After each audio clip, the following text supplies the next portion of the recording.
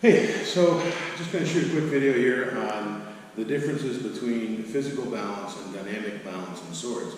There's a very big misunderstanding. I'm noticing something I noticed in my class recently, and something I've noticed in talking to people through the internet. Physical balance of swords is not really important. It's something we don't really want to think too hard about. As a buyer, sometimes it can tell you something. If you know the sword's weight and the balance, you can kind of tell a little bit about how the sword will function, but not really. And the reason for that is that you can manipulate the physical balance of the sword and keep the weight the same, but it can detract from the dynamic balance of the sword.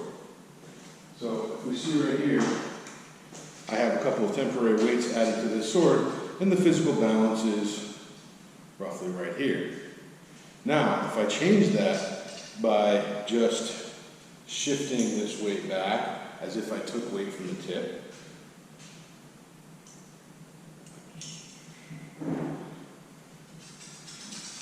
go to about here.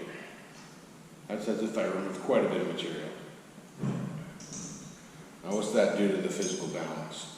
Well, it definitely will shift it a little bit, right? But not very much. Now, if I move this forward, I have to move this forward much less to retain that physical balance.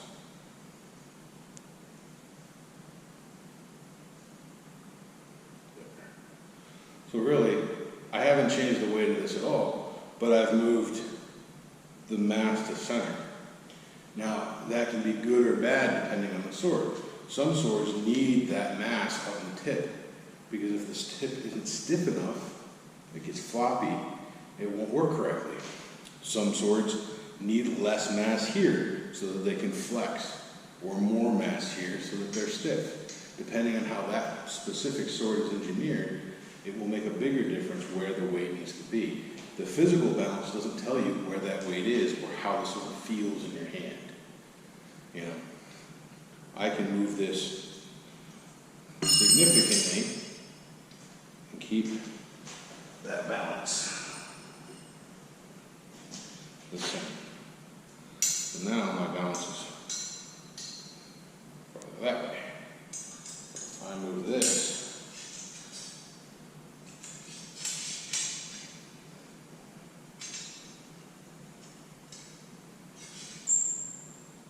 there, and my balance is back where it was, roughly. All right? But now this sword feels sluggish. It doesn't have any movement because all that mass is in the center. This sword feels heavier even though it's the same weight, because there's no counterbalance. All the weight's in front of my hand. Centers of rotation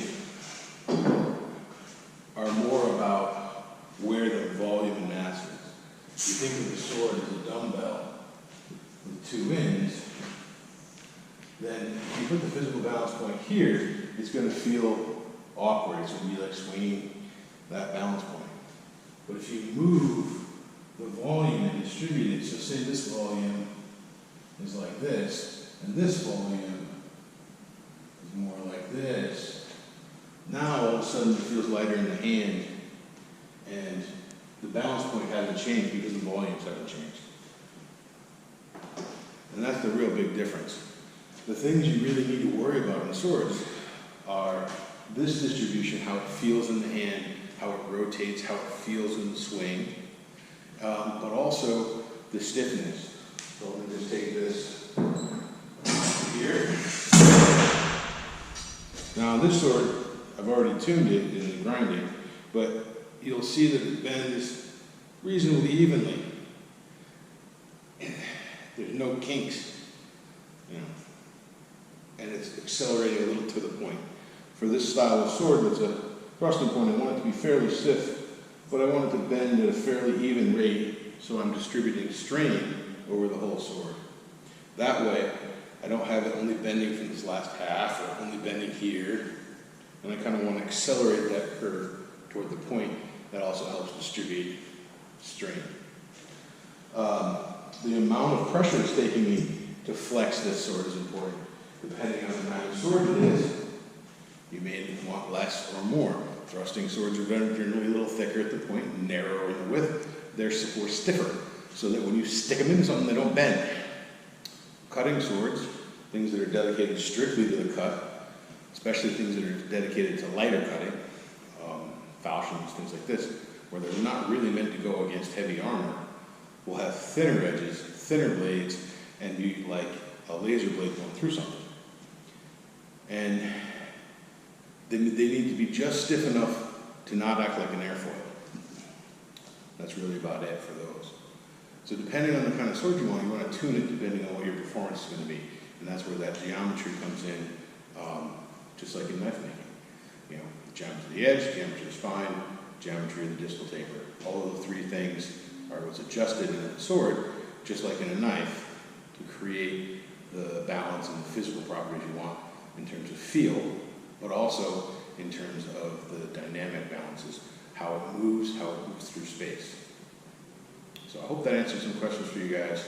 And if you have any questions about this, put them in the comments. I'll get back to you as soon as I can.